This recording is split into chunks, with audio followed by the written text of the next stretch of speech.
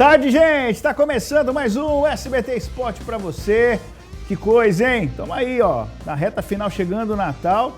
Notícias aí, a gente vai ficar no vermelho no final de semana. A Presidente Prudente já tá aí no vermelho, mas você vai acompanhando aí a nossa programação e a gente vai passar tudo pra você. Fica ligado, tá bom? E claro, a gente tá lá no nosso portal do sbtinterior.com e a gente fala também de esporte a partir de agora, que o Corinthians ganhou ontem e tá subindo. Será que vai manter a pegada até o final do Brasileirão? Vamos acompanhar o final dessa novela. Também vamos falar aqui de São Paulo, esportes, automobilismo e uma entrevista muito legal com o piloto Luciano Zangirolami. Ainda estou apoiando o Rafael, ele que é aqui da região. E como sempre, você pode participar com a gente. Manda aí no nosso SBT Zap 18991437891. Aqui, ó, o nosso SBT Esporte tá começando aqui, rapaziada. Bom, vamos lá. Rafael Rodrigues, muito boa tarde. Boa tarde, pessoal de casa. Boa tarde, Mário Bros. Como o Mário adiantou aí, vários destaques aqui da região, né, Mário? A região não para, é jiu-jitsu, é piloto, temos o nosso futebol aqui que tá sempre em alta na Série D, Copa Paulista, Campeonato Brasileiro, Campeonato Paulista da Série A3. Então vamos que vamos, mais um SBT Esporte começando. É isso aí, a notícia não pode parar, meu filho. A gente começa falando do Campeonato Brasileiro, Brasileirão em pauta aqui no nosso SBT Esporte. O Corinthians venceu o Goiás. Eu falei, o Rafael tem a língua preta, porque eu vou falar um negócio. O Goiás fez um golzinho lá, meu Deus do céu. E aí o Corinthians virou e vai enchendo o coração da Fiel de esperança. Será que vai pra Liberta? Vamos ver os gols da vitória. O Corinthians começou atrás na Neoquímica Arena. O Goiás abriu o placar com 3 minutos de jogo. Douglas Baggio fez a jogada pela esquerda e levantou na área para Fernandão. E o centroavante só escorou. 1-0 Goiás. Aos 14 começou a reação do Corinthians. Casares ficou com a bola na meia e lançou Gustavo. Ele bateu na saída do goleiro e guardou. 1-1. Aos 6 do segundo tempo veio a virada. Casares roubou a bola e entregou para Jô. O centroavante bateu de chapa com categoria. Lindo gol. Fim de jogo, Corinthians 2-1 Goiás. É isso aí, agora a gente vai acompanhar aí o técnico, tô aqui? Tô aqui. Vamos acompanhar o Mancini, ele que fez um balanço aí sobre o momento da chegada dele no Corinthians até a atual fase e se vai brigar aí por uma vaga na Libertadores ou na pré-Libertadores, põe na tela.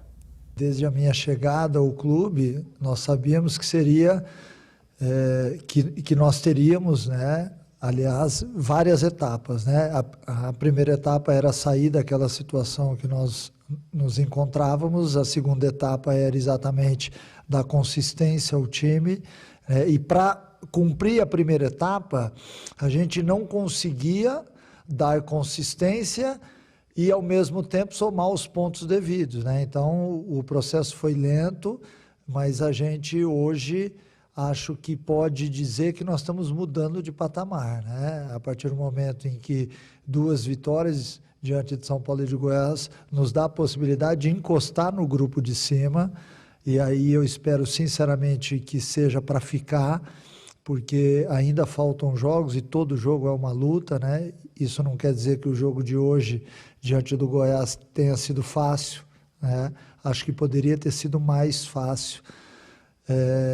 Mas diversas oportunidades foram desperdiçadas, né?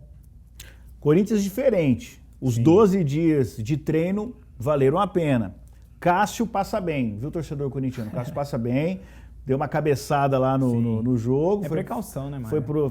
Foi de ambulância para o hospital, mas tá tudo tranquilo, não tem concussão, não tem nada. O Corinthians abusou de perder gol contra o Goiás, enfim. E aí, Rafa?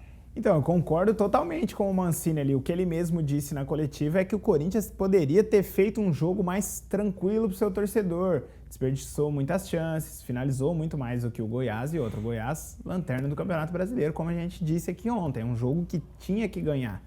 O que eu acredito que pode ser um alento aí, ainda maior para o torcedor corintiano, é que o Corinthians está tendo essas semanas de folga, né, Mário? Como a gente está dizendo aqui no programa. Os rivais ali de cima estão disputando Libertadores, Copa do Brasil.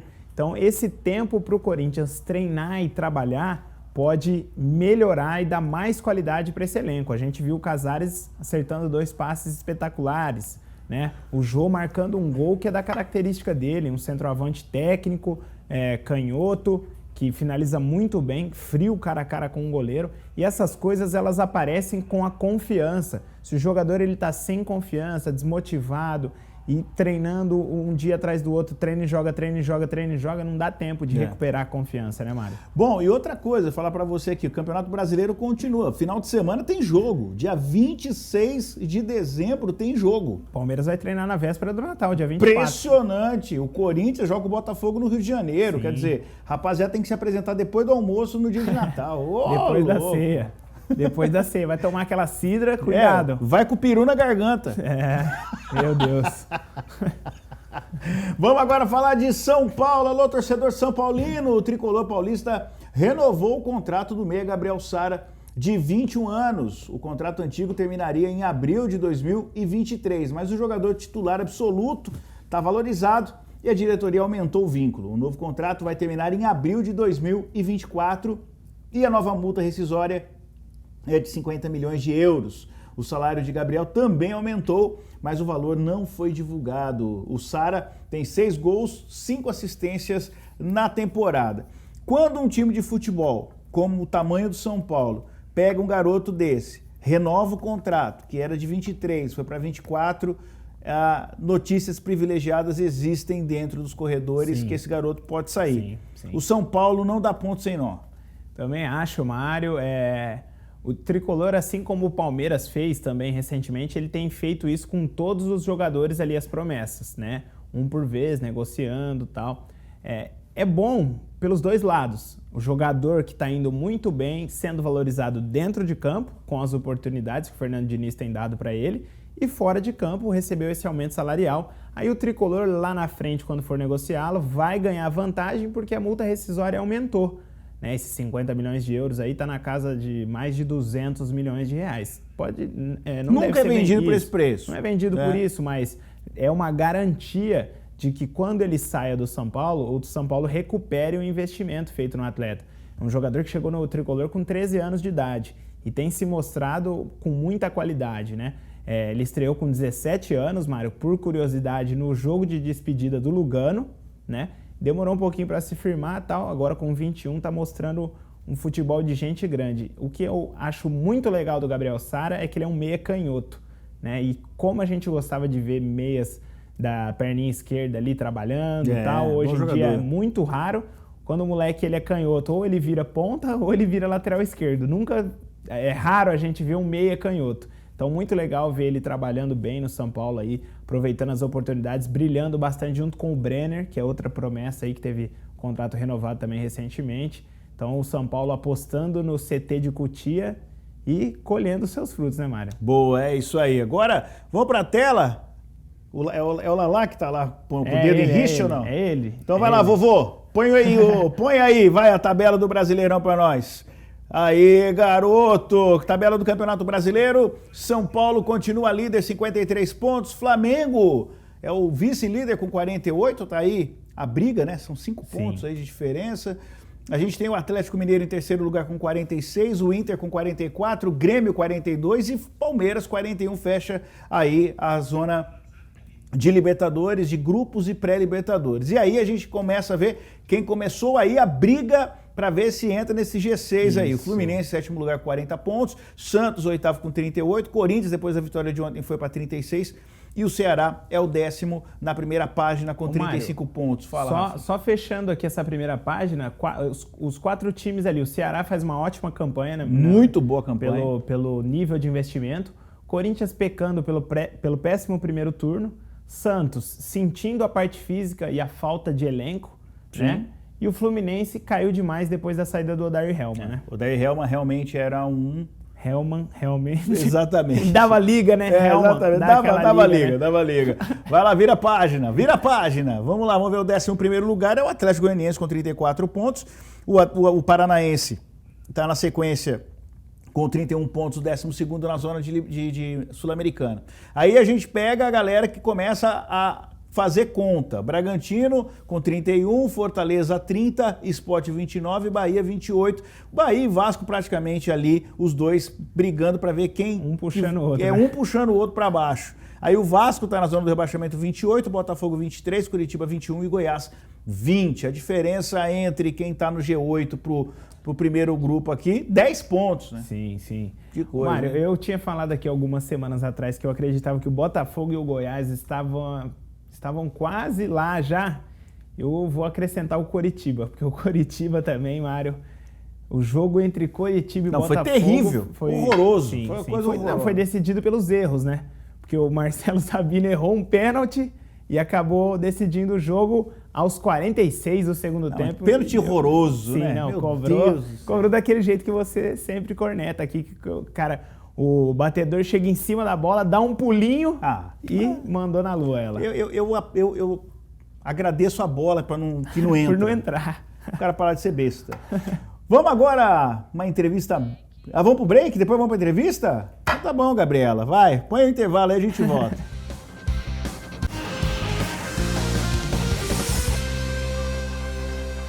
Voltamos e agora a gente vai para a nossa entrevista. Como eu disse lá no final do primeiro bloco, nós temos um convidado especial. Hoje a gente vai falar de automobilismo com o piloto Luciano Zangirolami, ele que é de Olímpia, né? E está lá no nosso estúdio em São José do Rio Preto. Ele que atualmente corre na categoria GT Sprint Race.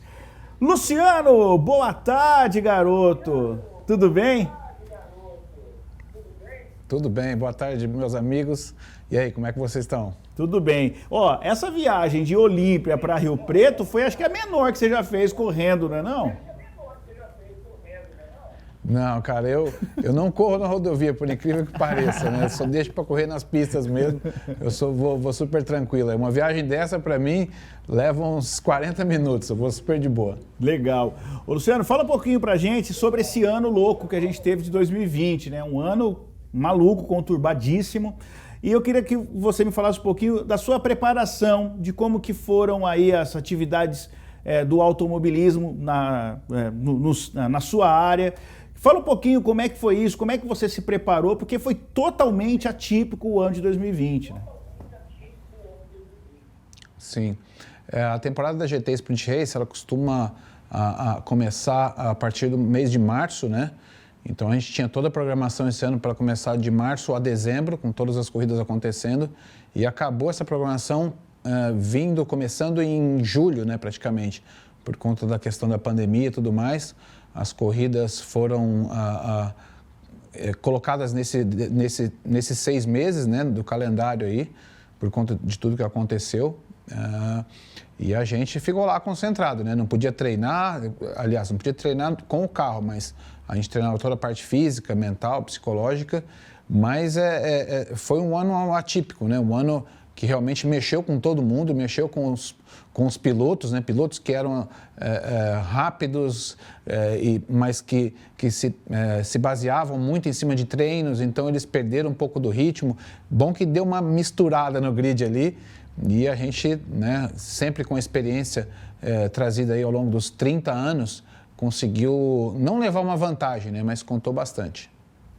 Luciano, Rafael aqui, você falou aí dessa longa trajetória sua, né, 30 anos aí de carreira, mas você também começou no kart, assim como diversos pilotos de sucesso que a gente tem.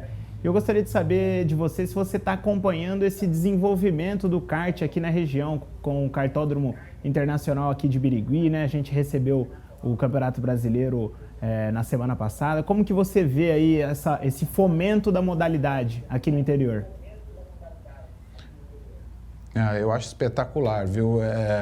Na minha época, a gente tinha muito pouco apoio, né, do kart. Apesar que na minha época também, o Brasil lançou muitos pilotos, né, como o Barrichello, Ayrton Senna, Gugelmin, todo o pessoal que chegou na Fórmula 1 e nós que estamos aí nas categorias como Stock Car, Sprint Race. Então, na minha época, por exemplo, era o Tony Canaan, Hélio Castro Neves, né? Aí tinha eu, Tarso Marques, vários pilotos bons. E eu vejo agora essa renovação do kartismo, ainda mais aqui no interior, com a chegada da pista de Birigui. Acho que uma pista de nível mundial, né? O próprio Felipe Massa veio prestigiar o Campeonato Brasileiro. Hoje ele é a cabeça do kartismo no mundo, né? Como um dos diretores lá da Federação Internacional de Kart. Então, isso para a gente é muito gratificante, né? Porque o interior deve ter muitos talentos desperdiçados por conta de estar concentrado somente na capital, essa questão das pistas de kart e tudo mais. Para mim, eu vejo com muito bons olhos, né? Às vezes, quando dá para participar desses eventos, eu também estou junto, contribuindo com o kartismo, porque realmente é a base, é a escola, né? Então, o que depender de mim, eu vou estar apoiando o tempo todo também. Luciano, vamos voltar lá para o GT, que é muito legal. Eu queria que você me falasse um pouquinho do chassi do carro, motorização, qual é a diferença entre o Stock Car e o GT. Porque quando a gente fala automobilismo, todo mundo já cria o kart, Fórmula 1 e o Indy, né? O Indy e tal. Como que é a preparação, a motorização, todo mundo é igual, é diferente, o chassi, qual carro que é, para as pessoas terem uma noção? Explica um pouquinho pra gente. Tá, eu vou traçar um paralelo aí entre Fórmula 1, Stock Car e Sprint Race para o pessoal entender. O Fórmula 1 ele é um monoposto, que eles se chamam, que é o lugar só do piloto ali, com as rodas expostas. O tipo de carro que eu ando, que é o GT Sprint Race, é um turismo, não é bem um carro de turismo, como é o Stock Car hoje, mas é um protótipo, mas tem a mesma configuração. O nosso carro ele é uma gaiola, onde o piloto também senta no meio do carro, como um Fórmula, só que ele tem uma bolha por cima, né, da marca que a gente corre hoje. Então, comparando as três modalidades, a Fórmula 1 é o ícone do automobilismo, é a categoria mais rápida do mundo. Aí hoje a categoria mais popular do Brasil seria a Stock Car, e em seguida a GT Sprint Race, né? A Stock Car ela é mais popular ainda que a GT Sprint Race por conta dos 50 anos que ela carrega de existência, enquanto a gente está aí no 12º ano da categoria GT Sprint Race, com uma renovação esse ano que foi extraordinária, mas a gente está ali, em termos de velocidade, por exemplo, a GT Sprint Race, ela é, nas curvas, vamos dizer assim, ela é muito mais rápida que o Stock Car por conta da configuração do carro. A Stock Car, no contexto geral, ela é um pouquinho mais rápida que a GT, porque ela tem uma motorização mais... Eles têm um pouco mais de potência, né? Enquanto eles carregam por volta ali de 500 cavalos, a gente carrega por volta de 300 cavalos. Só que o nosso chassi é como se fosse o de Fórmula 1, né? A configuração dele, só tem uma bolha por cima. Então, a gente é muito mais rápido de curva, que no tempo geral de volta ali fica muito próximo. Legal, Rafa. Luciano, eu queria voltar no primeiro tema que eu abordei com você sobre o fomento, né? Você saiu de Olímpia e ficou 13 anos lá fora, Estados Unidos, Europa, competindo aí em grandes circuitos, né? Grandes categorias. Eu gostaria de saber de você o que você acha que diferencia o Brasil, que tem sempre uma ótima qualidade, grandes pilotos, mas a gente vê que a modalidade ela também é um pouco restrita, né? É um pouco caro de se praticar e tal. O que você acha que falta melhorar aqui no nosso país para que mais pessoas tenham acesso ao automobilismo e que a gente revele grandes pilotos com chance de conquistar títulos nas categorias mundiais? Olha, Flávio, é uma questão meio complicada esse assunto, né? Porque envolve muita coisa, né? Não envolve só o automobilismo ou o kartismo em si, a nossa escola aqui. Envolve a questão do país mesmo, né? Hoje a gente está com um dólar muito defasado em relação, o real muito defasado em relação ao dólar. Então, as empresas nacionais, elas têm que disponibilizar de muito dinheiro para poder bancar um piloto para correr lá fora, que seria para seguir o caminho da Fórmula 1, né? A gente está falando aí de 5-1. Então, acaba complicando um pouco essa situação do dólar, né? Para poder lançar pilotos daqui do Brasil para fora. Na época que eu corria era um negócio ainda, a gente conseguia patrocinadores para correr lá fora, porque o dólar contra o real estava mais equilibrado. Então, existia uma demanda maior de pilotos para correr lá fora, né? Então, desses pilotos sempre se destacava um ou outro, né? Eu corri lá fora profissionalmente, né? Às vezes eu não levava patrocínio, eu fiquei 13 anos correndo entre Estados Unidos e Europa, sendo contratado, né? Mas a questão da Fórmula 1 tem que se encaixar tudo, né? A questão do investimento do patrocinador aqui, da hora certa de ter uma vaga na Fórmula 1, tudo tem que se encaixar. É um pouco complicada essa questão da Fórmula 1. Né? Hoje os pilotos estão focando muito mais numa GT Sprint Race, que é o caso da categoria que eu corro, numa Stock Car, que ele pode se profissionalizar aqui, que é um negócio muito mais palpável, né? A Fórmula 1, infelizmente, não vou dizer que é uma utopia, porque os pilotos conseguem chegar lá, mas é um mundo muito restrito hoje, infelizmente. Exatamente, Luciano. Então, assim, a gente tem o GT, a gente tem o Stock Car, mas a gente tem também o Truck, né, que está crescendo cada vez mais, a Fórmula Truck. A gente tem a MotoGP também, né? Então, assim, o automobilismo no Brasil, para muita gente que não tem tanto observado tanto o movimento do esporte, mas ele vem crescendo de uma forma interessante, você não acha isso? Tem. É porque a gente mexe com os números do meio, né? A gente trabalha com o automobilismo, então a gente sabe o público que tem acompanhando o automobilismo. Hoje, muita gente não sabe, mas graças ao nosso Piquet, nosso Senna, hoje nós temos 14 milhões de superfãs do automobilismo no Brasil. O automobilismo é o segundo esporte brasileiro mais assistidos, com mais fãs, vamos dizer assim. Então, durante as nossas transmissões, né, a gente tem muita participação do público, né? É que aqui, infelizmente, no interior, a gente ainda está um pouco distante do automobilismo, né? A gente está muito mais próximo do futebol, que é o primeiro esporte disparado no Brasil, mas do automobilismo ainda um pouco distante. Você vai chegando próximo à capital, onde estão localizadas as pistas de corrida, ali você tem um público bem mais ferrenho, vamos assim.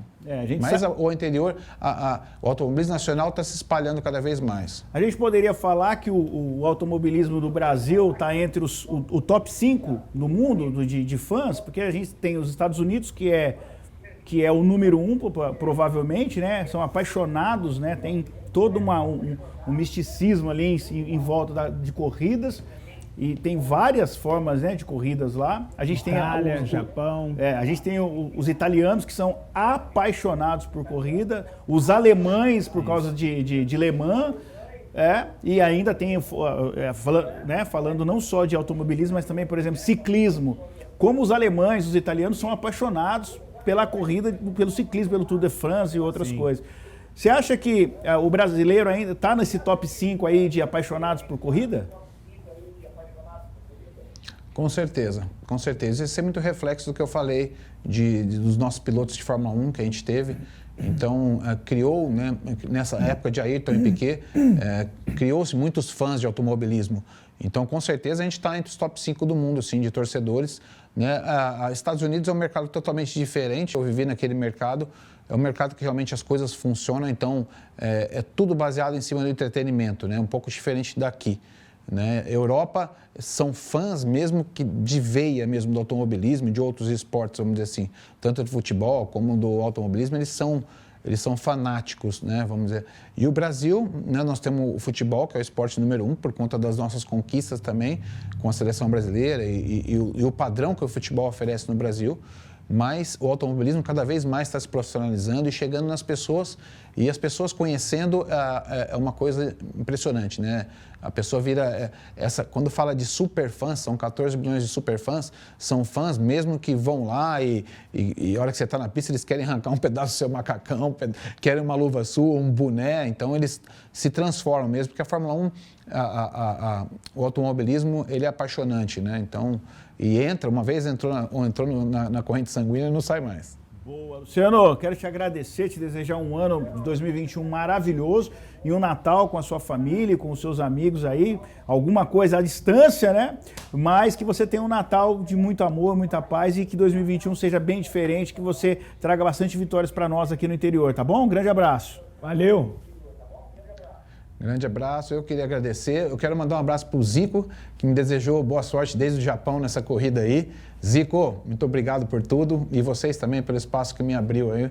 Eu agradeço demais, tá? Tamo junto. Valeu. Boa, abraço, Luciano. Agora, deixa eu falar dos atletas de Araçatuba que conquistaram medalhas no jiu-jitsu. Olha, rapaziada aí, os atletas da Academia Saiko disputaram a final do Campeonato Paulista da CBJJE em Itapecerica da Serra. Aí estão todos os medalhistas, da esquerda para a direita. A gente tem aí o Aleph Rodrigues, medalha de ouro, o Carlinho Rente, alô Juninho, ei, medalha de prata, a Lilian Bermudes, medalha de ouro, e o Marco Aurélio, que foi medalha de prata no peso bronze no absoluto. Um grande abraço para a rapaziada. A gente falou aqui semana passada A gente já teve alguns empresários que fomentaram a ida desses meninos, mas você, empresário, tem que ajudar essa rapaziada. Olha, o jiu-jitsu de Araçatuba é porreta, é forte pra dedéu. É verdade, Mário. Desculpa, galera. Seja qual for a academia, o pessoal tá sempre representando, conquistando medalhas, né? É muito legal, eu gosto bastante do jiu-jitsu, pratico, é muito legal ver essa galera. O Marco Aurélio, ele tá presente aqui no SBT Esporte, no Bem na Hora, com a reportagem dele também, que foi exibida aí, ele tendo que vender água no semáforo. Tudo bem, é uma história de superação bonita e tal, mas a galera aí, os grandes empresários da cidade, da região, apoiem esses grandes atletas, porque quando eles chegarem no topo, a sua marca também vai estar junto com eles. Boa, Rafa, é isso mesmo. Se você quiser rever o programa, a gente está disponível lá no tela22222.com.br na versão completa, tá bom? Paz para todo mundo, cuidem-se. Valeu, galera. E a gente está junto amanhã. Tchau, tchau.